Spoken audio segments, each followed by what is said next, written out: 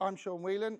I'm working for Farriery Tuition, and I'm going to be going through some aluminium plating with extra sounds.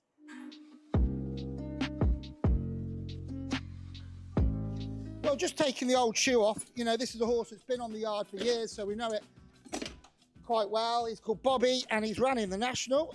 I think he ran 12th in the National. He's one of our better horses. He's going this week. He starts his path to probably the National again. Maybe we're definitely going in the cross country with him. It's just a basic trim. There's not a lot to do. He was only shod about 3 or 4 weeks ago, but he runs on Saturday. So we try and keep the integrity of the foot as much as we can.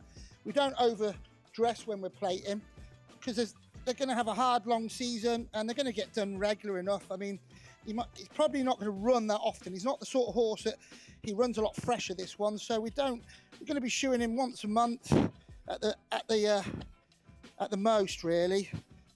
Maybe if he sometimes goes 5 weeks. Not in plates. If they're in aluminium plates, we tend to shoe them every 3 to 4 weeks. Steel plates, we normally go 4 to 5. Sort of give the feet a bit of a break. And the steel plates sort of help the foot to hold together better. And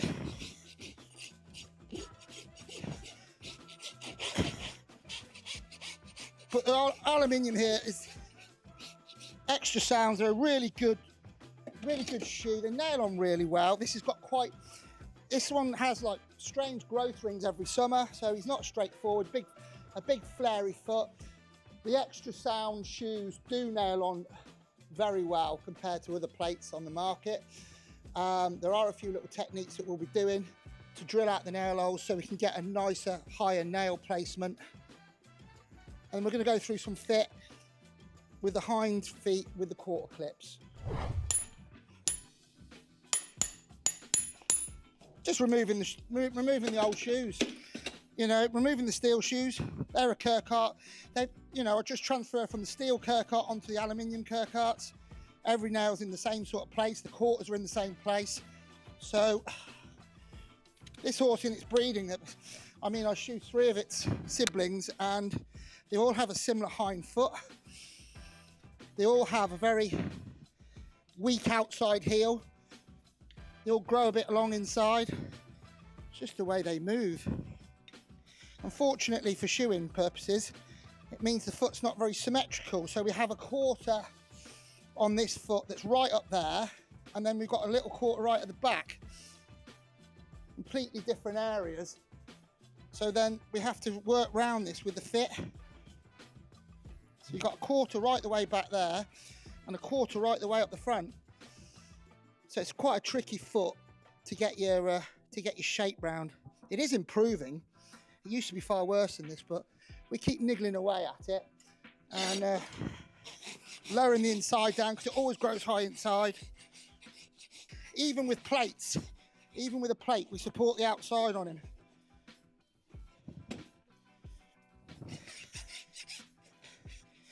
And this, with cold fitting, you can't cheat the process.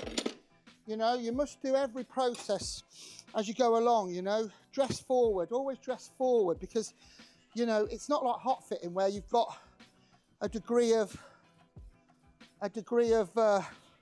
burning in is going to help you out and set your clips in. This is all, you've got to do every process moving forward to create the easy finish of fitting an aluminium shoe. So I'm just going to dress forward. So yeah, so each process, a lot of people think plating's really easy and really quick, but you know, you want to do every process correctly, otherwise you end up in trouble. There's a lot of plating that is quick, but a lot of it can be all over the place. It should be an easy thing to do, plating. So like, you can also do plating when you're doing the hot shoeing. You know, you can use the same techniques as I use here for fitting the clips as you will do hot shoeing quarter clips. You know, especially if you're a young lad, it's more tricky. You can definitely set up your foot through what we do here this morning. So if you dress forward, you get your shoe. See, we've got some old damage on this front foot that's growing down and out. Got a bit of flare. Got a lot of. It's weak, but you just can't remove it all because you'll cripple the horse. we're just tightening up that bit of flare at the bottom after those growth rings have been turned away in the spring. They're growing out there, so it's not a perfect foot. Got a lot of damage in the toe area. And then what we'll do, once we've trimmed up, tightened all the foot up as good as you want to do it, fit the shoes, just show you how we go about fitting the fronts and the hinds, just to make sure you get your clip in the right place. We're cold fitting because once you've cut your clip, it is where you put it. It's not like your hot fitting where you're burning in your toe clip and you've got a little bit of leeway when you come to fit it, pushing left or right, and it'll burn its way into a couple of mil either side. So realistically, everything's got to be cut in the right position at the right time. So if you just make a little mark on the front of the toe where your middle of your foot's going to be like, so, and I use a pen all the time, and I do that with the hinds and the fronts, especially for quarter clips. And then I basically, you're marking your middle of your foot, you're looking straight through your frog there, and you're marking where your toe clip's going to be. And you know, you cross corresponding your toe to your centre of your frog there. This is so anywhere between the two of those marks. Most of the time those marks will come up, but you can see once you're going to cut your clip, if you just mark your outside of your toe, you're going to cut that clean off, and you can start to wander away from where you're actually trying to make your clip, cut your clip into. So if you leave a mark on your sole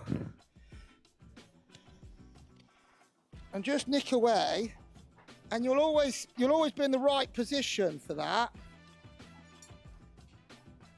toe clip. And then obviously I'll go away and shape that. Yeah, so with the hind, you pick up your opposite side of your shoe, you flip it over, you put it on where you're going to fit it. You mark the base of your clips.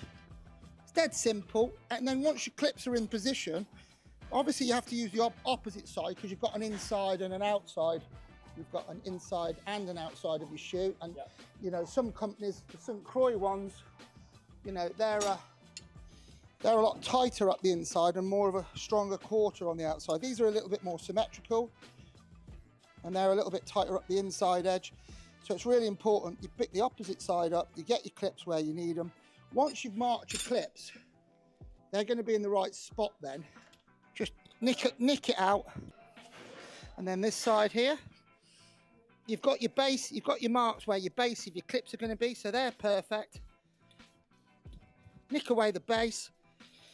And then when you actually get the correct side of your shoe, which is obviously unfitted, it's going to fit on perfectly where you want it. Obviously we've got to work around quarters. So of the shoe quarters here, the quarter of the foot is right up there. I'll just draw that in black. So we've got to drag that quarter, and that quarter really, you really wanted that more forward and this one more back to get a more symmetrical foot moving forward. So we're going to just pull this quarter slightly forward. We've got this area here that we can start our quarter in, and the shoe quarter's back there.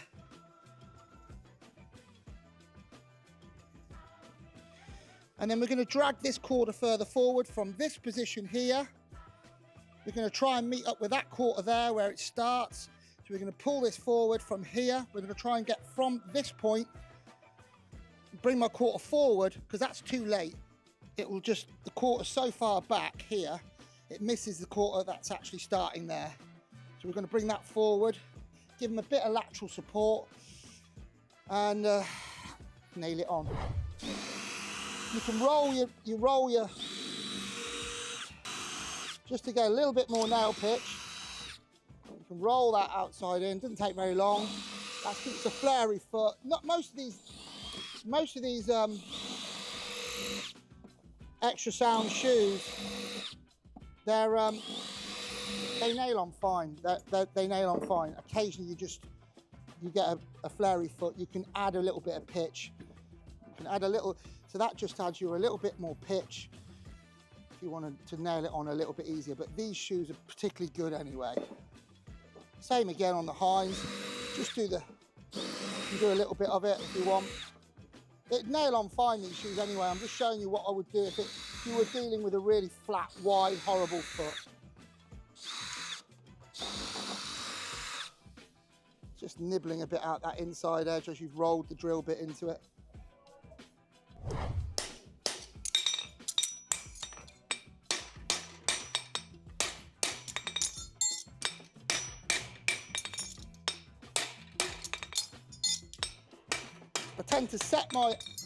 While I'm plating, I tend to use my anvil to begin with, and then I sort of go on to a stall jack then. Just check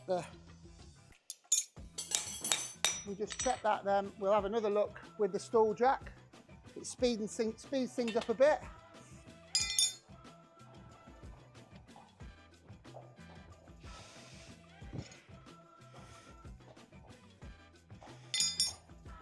And that mark there, I can still keep niggling away because I've got my marker as to where I need to be.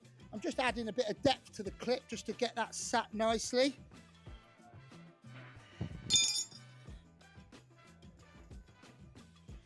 And you can have a little tap with your anvil if you so wish. Stall jack even. Generally on the fronts, I just cold fit all my fronts, even in the steel. And I hot fit the steels behind. And I'm not in a stable, I'm in a working environment. I can hot fit my hinds, the fronts in steel, and all my alleys. And that is sort of more or less ready to nail on. Now we're going to nail it on. Use Mustad ASV 1 3/4. They're a good strong little nail, plenty of length on them.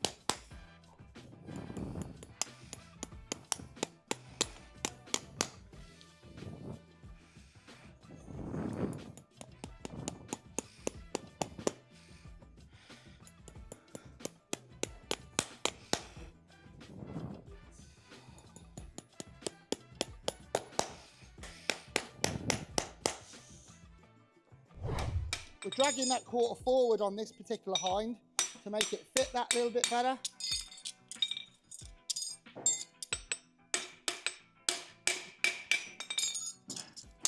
And then what we'll do, we'll run the edge off. We always box up the hinds, we give them a little bit of something to do. We just literally run the edge off the hind. It's going to be fit quite wide. We're just going to we box off a little bit. Nice, smooth boxing. We just level it up before we go back to the horse. Set the clips on a little bit. And then we'll go and have a look at the fit and finish off on the stall jack. Important thing when you're cold fitting hind clips is that whilst you check your fit, a lot of lads, you'll get disappointed because you fit your shoes and then you kind of nail them on and then you've got like extra ledge everywhere, because what happens is if you're just holding them on and you're checking your fit just by holding on the actual shoe, when you come to nail it on, they move a couple of mil. They all move a couple of mil. So every time you fit a cold foot, hind foot with side clips, you must check by tapping up every time you've done it. There is another way, like you can fit them dead tight and then tap them on, and that will give you that just that little bit perimeter fit. That is the biggest part of failures when it comes to cold fitting plates, is that you're not tapping them on and getting them set in the fine. If you were hot shoeing, those clips, they set themselves in, they burnt in, and they lock into place. But with cold fitting, there's a degree of movement. It'll always come back a couple of mil, 1 or 2 mil every time. Every time you've gone to fit it and you go to have a look, give it a tap, that's its final point. So you've got to be happy with that before you nail it on. Always tap them on. Check your level. It's already boxed off. Tap it on and it'll be in the right place. If you don't tap it up, I guarantee when you go to nail it on, you'll have too much catch. You'll have ledges everywhere. Your boxing won't line up to where you put it.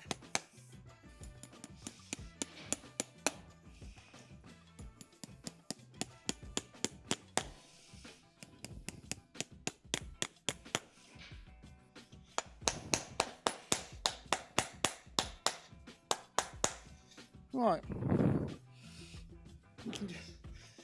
Yeah. Well, on this one, we were trying to give it a bit of lateral support, try and keep a bit of symmetry in the foot. Well, the inside obviously doesn't want to be too wide because they're only going to pull it off. I mean, they're quite good here. There's a lot of it's the gallops. They don't lose too many shoes, and a lot of racehorses probably don't lose that many shoes. So if you stand behind this horse now, if you look at this particular limb here, you know, you'll see if you come behind the back of it why you needed to put that lateral width on it. You know, you can see moving through the depth from the middle on the inside there, and that lateral support is needed to support that limb. You just a small lateral extension, just a small bit of lateral support just to support that limb and that back end. Yeah, just clenching up now, bending the nails over so it gives the shoe half a chance of staying on, hopefully.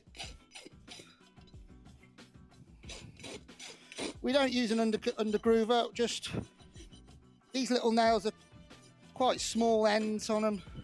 Anything over a 4 I would normally. Threes and 4s we don't normally undergroove. And just give it a little bit of a rub over. Got probably one of the bluntest clenching rasps known to man. And a quick rub over. I always use a Sciat sandpaper. It's better than a normal sandpaper. Get it on at eBay. It's like that. It's got like a mesh. It's a mesh to it. And I use a JA. That's just a really old JA sanding system with a hook and groove.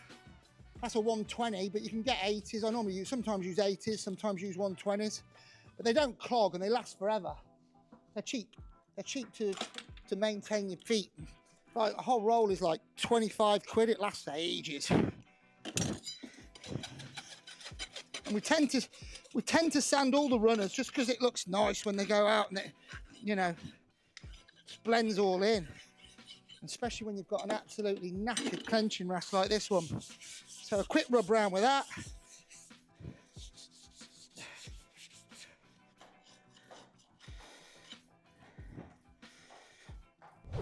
And then I do like these quick release clips on here. I always keep them on, but once you're doing the fronts, then you can just drop that one-handed and then work away. Yeah, moving on to the fronts. Clenching up again. Oh.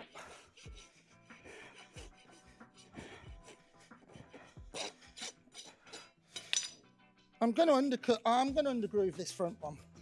And the reason I'm going to do that is just because of that ledge there and the angle. When they're angled and flary, just a little tiny nick out.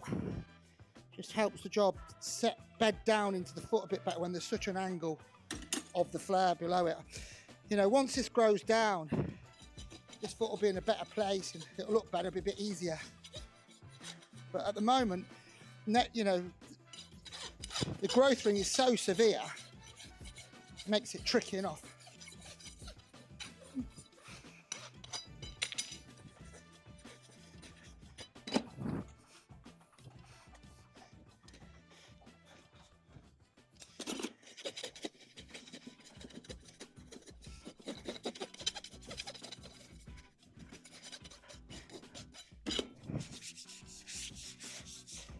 It's always difficult with this boy because he's got a very strong quarter, and as they drop away into the heel and you follow your section through, on this boy you always have a little spot behind your quarter and your end of your heel because it's so round.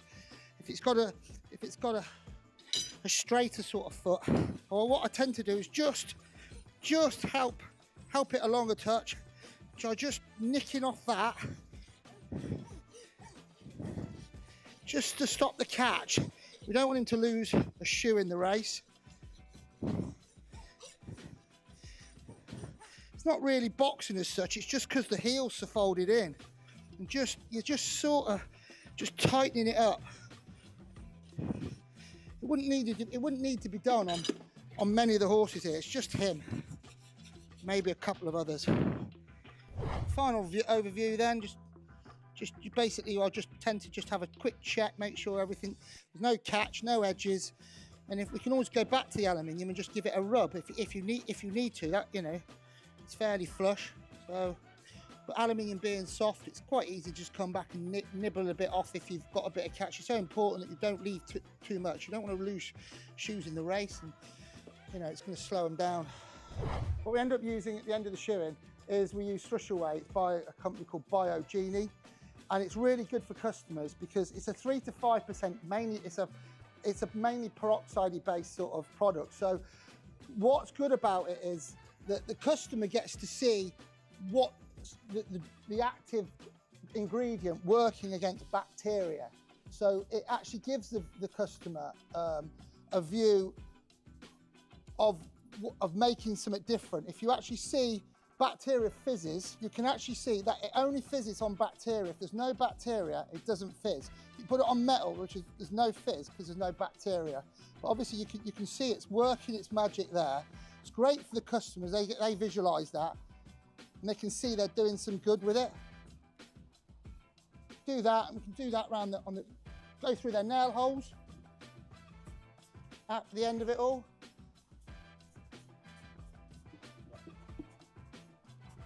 And as you can see, the actual product attaches to bacteria, and that's what's causing the fizzing. That's bacteria, and it's what we want to get rid of. They have a good dose of that. Let it work its magic, fizz away, hold it up while it holds it into the areas where there's thrush, keep the frogs nice and clean. You can buy this in large quantities, and then you can water it down with pure, clean, deionized water. So you can buy this straight from the company, or you can buy a bulk. I buy a 20% version, and then on the yard all has 20% version, and then we water it down, not with tap water because it reacts with tap water, it weakens the solution, but clean, deionized, pure water, stuff that you do your ironing with, you know, get it off Amazon. You can make up a nice strong solution, get your horses shod, and then give them a quick spray on. If you see that, we haven't done the bottom of this one, but you see there's thrush in there, in the very bottom. If you see if we can get that to come through a bit better.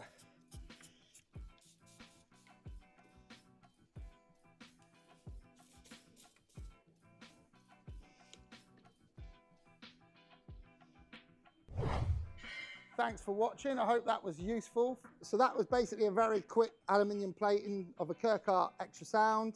I'll see you in the next video.